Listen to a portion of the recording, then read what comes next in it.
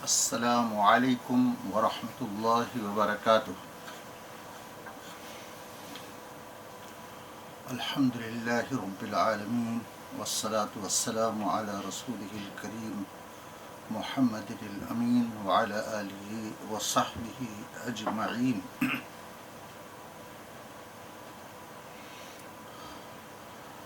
میں اپنی بیٹی شبنم کے گھر حاضر ہوا ہوں اور اس کو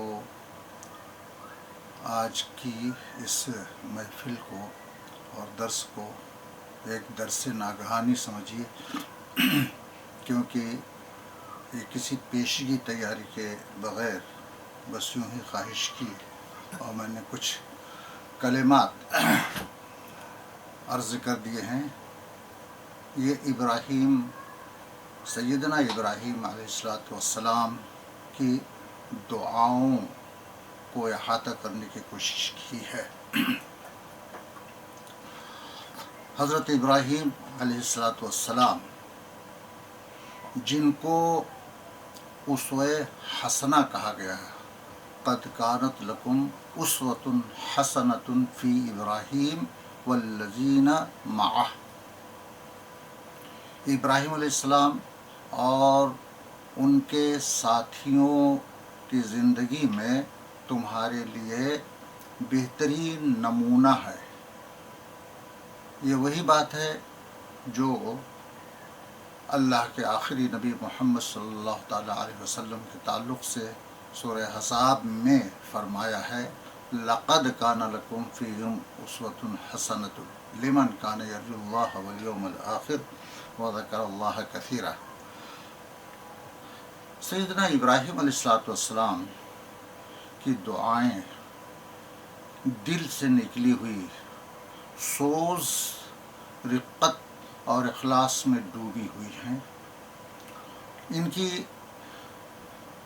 پہلی دعا جو قرآن میں قرآنی ترتیب کے لحاظ سے سورہ بقرہ میں آئی ہیں، سورہ بقرہ میں جب اللہ تعالیٰ نے ابراہیم اور اسماعیل سے عہد لیا کہ میرے گھر کو یعنی مسجد حرام کو، کعبہ شریف کو طواف کرنے والوں، اعتکاف کرنے والوں، رکوع اور سجود بجا لانے والوں کے لیے تم دونوں ابراہیم و اسماعیل طاہر رکھو، پاک رکھو، بتوں کی اور شرک کی آلائش سے، غلط عقائد سے، باطل عقائد سے اور ہر طرح کی آلودگی سے اللہ کے گھر کو پاک رکھو۔ آپ نے دعا فرمائی تھی، جبکہ یاد کرو ابراہیم و اسماعیل دیواریں اٹھا رہے تھے، اللہ کے گھر کی دیواریں۔ اس وقت کہا تھا، ربنا تقبل منا انک انت السمیع العلیم، اے ہمارے رب ہم سے یہ خدمت قبول فرما، تو سب کی سننے اور سب کچھ جاننے والا ہے۔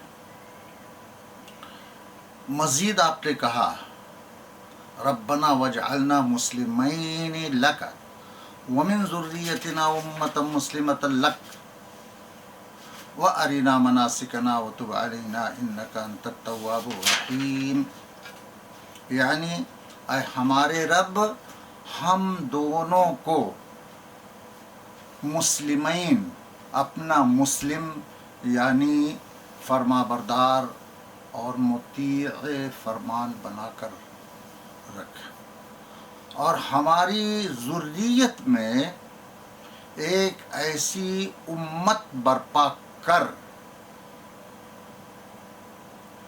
جو تیری فرما بردار ہو، تیرے فرامین کی تابع ہو، مسلمہ۔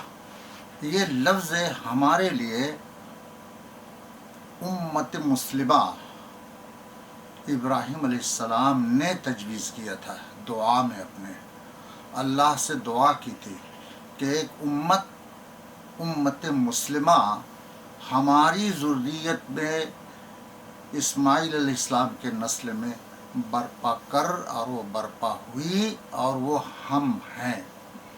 اس کی سب سے زیادہ جو مثالی گروہ تھا وہ خود نبی اکرم صلی اللہ علیہ وسلم کے تربیت یافتہ صحابہ کرام تھے، پھر تابعین، پھر اس کے بعد کے لوگ، ثم الذین یلونہم ثم الذین یلونہم، جیسا کہ حضور نے فرمایا ہے خیر القرون قرنی، سب سے بہترین زمانہ میرا ہے، ثم الذین یلونہم، پھر اس کے بعد وہ لوگ ہوں گے جو اس کے بعد آئیں گے، ثم الذین یلونہم، پھر اس کے بعد وہ ہوں گے جو ان کے بھی بعد آئیں گے۔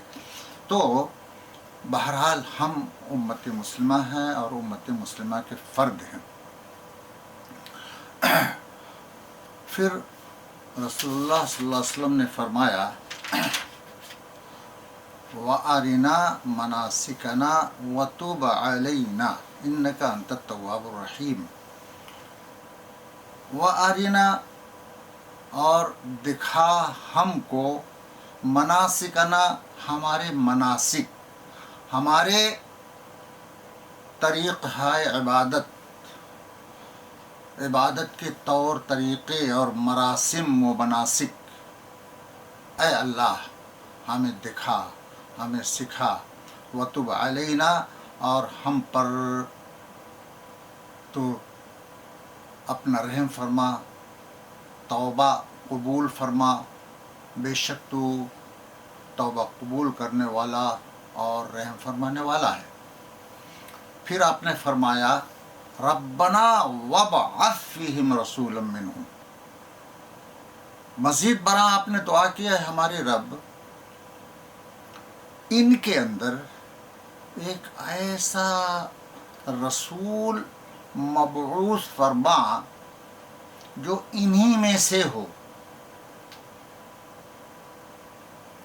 انہی میں سے ہو، یعنی ان کی اپنی قوم میں سے ہی ایک رسول مبعوث فرما جو ان کو کیا کیا کرے، تیری آیات کی تلاوت کرے، تلاوت کر کے سنائے، کتاب اور حکمت کی تعلیم دے، اور انہیں پاک صاف کر دے، ان کی زندگیاں سنوار دے، ان کو بالکل مزکا، تزکیہ ان کا کر دے، پوری طرح سے تزکیہ کر دے۔ انک انت العزیز الحکیم، اسی پر کہا ہے کہنے والے نے کہ اللہ کے رسول ابراہیم علیہ السلام نے جو دعا کی تھی کہ میری نسل میں امت مسلمہ نام کی امت برپا کر، اور ان کے اندر ان کی رہنمائی کے لیے، کتاب الحکمت کی تعلیم کے لیے، ان کے تزکیے اور تصفیے کے لیے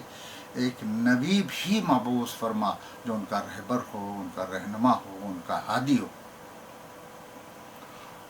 وہ دعا قبول ہوئی۔ کیا خوب کہا ہے کسی نے، ہوئے پہلوئے آمنہ سے ہوئدہ،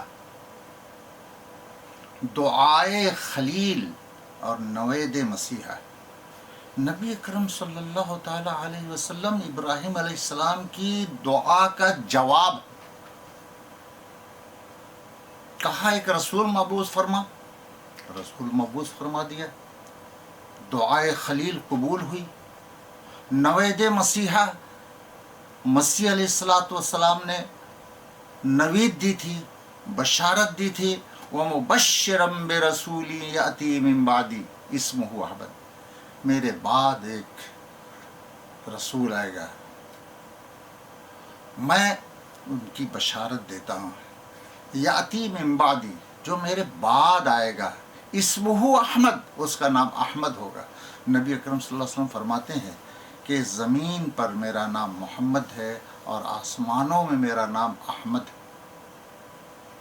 بہرحال احمد بھی ہے، محمد بھی ہے، بہت سارے خوبصورت نام ہیں اللہ کے رسول کے. تو ہوئے پہلوے آمینہ سے ہویدا دعائے خلیل اور نوید مسیحا. وَيُزَكِّيهِمْ إِنَّكَ أَنْتَ الْعَزِيزُ الْحَكِيمُ. میں بہت زیادہ تشریحات میں گئے بغیر ان کی مزید جو چند دعائیں قرآن میں آئی ہیں ان کا بھی سرسری تذکرہ کرتا چلو. آپ نے جب ہوش سنبھالا اور غور کرنا شروع کیا کہ الہ، معبود، رب کون ہے، کبھی آپ تاروں پر نظر ڈالتے ہیں اور قوم کو دیکھتے ہیں کہ ان کی ابراہیم علیہ السلام کی قوم ستاروں کی بھی پرستش کر رہی ہے، چاند کی بھی پوجا ہو رہی ہے، سورج کی بھی عبادت ہو رہی ہے. آپ بھی غور کرنے لگے کیا واقعی یہ معبود ہیں؟ کیونکہ ابھی بچپن سے وہ سن شعور کو پہنچے ہیں. سن شعور کو پہنچتے ہی انہوں نے غور کرنا شروع کر دیا.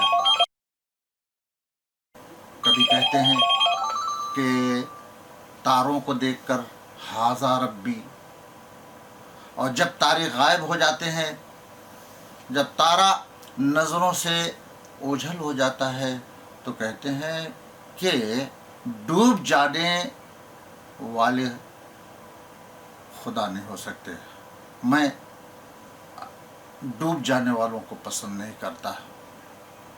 I do not to take him as a God. جب چاند کو دیکھا تو دیکھا یہ تاروں کے مقابلے میں، ستارے کے مقابلے میں بازغن زیادہ روشن چمکتا نظر آ رہا ہے. ھذا ربی، یہ میرا رب ہے. اور وہ بھی جب سیٹ ہو جاتا ہے، جب نظروں سے پوشیدہ ہو جاتا ہے تو کہتے ہیں اے اللہ، اگر تو نے میری رہنمائی نہ کی تو میں گمراہ ہو جاؤں گا. یہ بھی غائب ہو گیا، یہ بھی خدا نہیں ہو سکتا، یہ بھی رب نہیں ہو سکتا. اب سورج کو دیکھا، وہ نہایت ہی روشن، کہا کہ ھذا ربی ھذا اکبر، یہ میرا رب ہے اور یہ اکبر، سب سے بڑا بھی ہے، تارے سے بھی، چاند سے بھی سب سے بڑا، سب سے زیادہ روشن.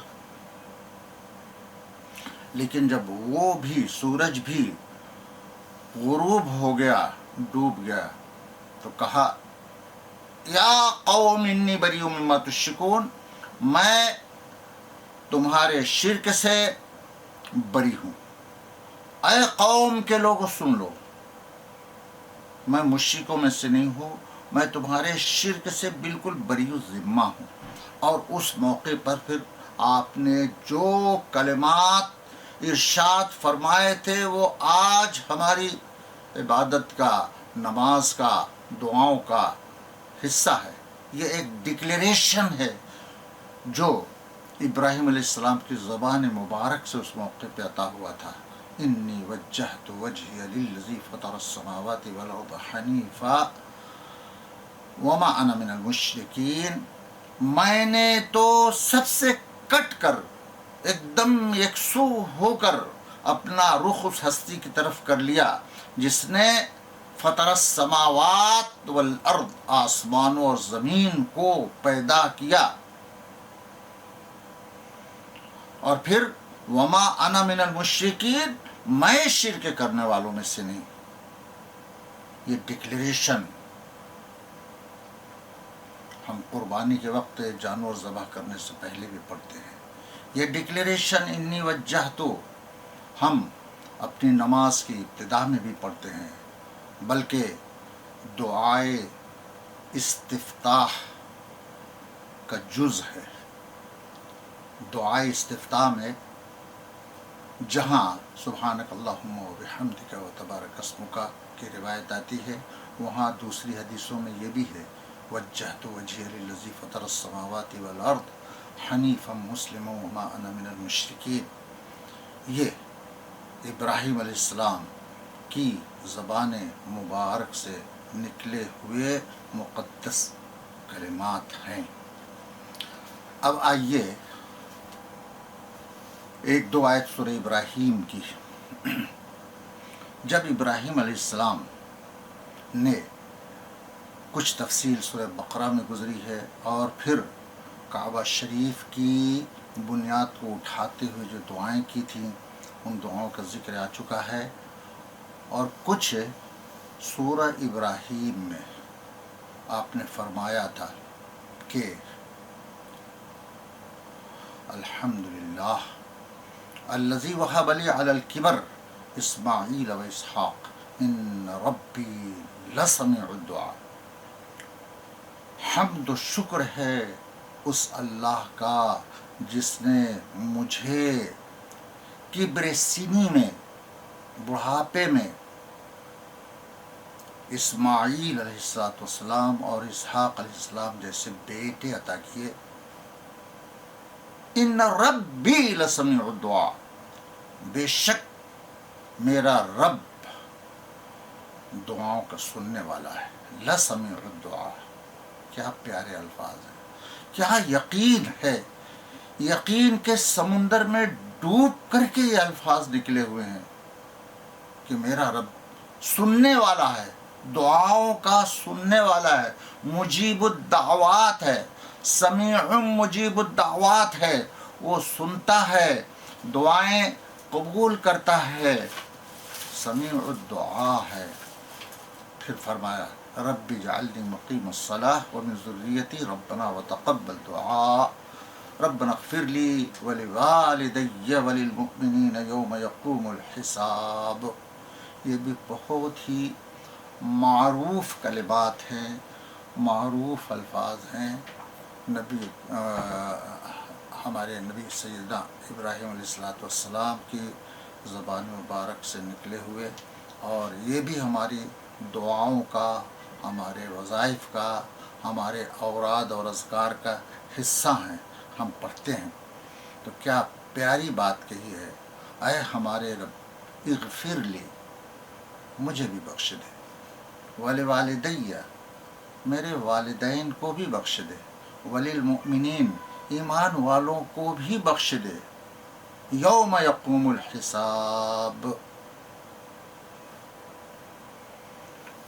رب اجعلنی مقیم الصلاۃ ومن ذریتی۔ پہلی لسمیع الدعاء کے بعد یہ الفاظ ہیں، میرے رب مجھے بھی نماز قائم کرنے والا بنا اور میری اولاد کو بھی، اور اے ہمارے رب تقبل دعا، میری دعا کو قبول فرما لے، ہماری دعاؤں کو قبول فرما لے۔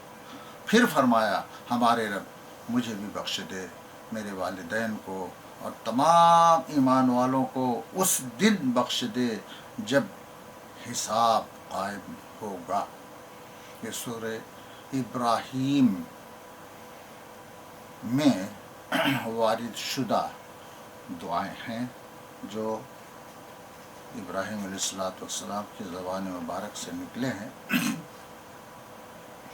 یہ بات میں عرض کرتا چلوں کہ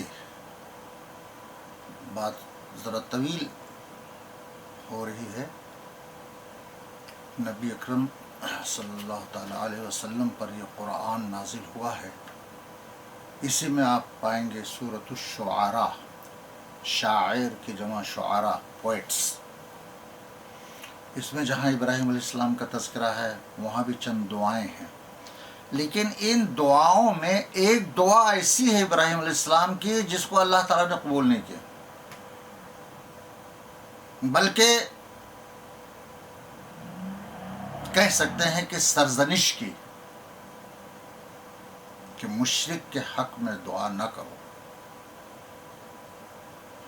ما کان للنبی والذین آمنوا ان یستغفروا للمشرکین ولو کانوا اولی قربی، چاہے قریب ترین رشتہ دار ہو، اگر مشرک ہے تو اللہ نے کہا کہ نہ نبی کو زیب دیتا ہے نہ اہل ایمان کو زیب دیتا ہے۔ ما کان للنبی والذین آمنوا ان یستغفروا للمشرکین، کہ وہ مشرکین کے لیے استغفار کرے، مشرکین کے حق میں دعائیں مغفرت کریں، مگر یہ ایسی ہے جیسے نبی اکرم صلی اللہ تعالیٰ علیہ وسلم نے سید یا رئیس المنافقین جب اس کا انتقال ہوا عبداللہ بن ابی کا، تو نہ صرف اس کی جنازے کی نماز پڑھی بلکہ اس کو اپنے تن مبارک کا کپڑا بھی کفن کے لیے دیا، اس کو اڑانے کے لیے، اور اس میں وہ دفن بھی ہوا۔ پھر بھی اللہ نے اس کی بخشش نہیں کی، بلکہ کہا تو یہ کہا، سورہ توبہ میں اس کا ذکر ہے، اللہ تعالیٰ نے فرمایا کہ استغفر لہم او لا تستغفر لہم، تم ان مشرکوں کے لیے، ان منافقوں کے لیے استغفار کرو یا نہ کرو، اس سے یکساں ہے۔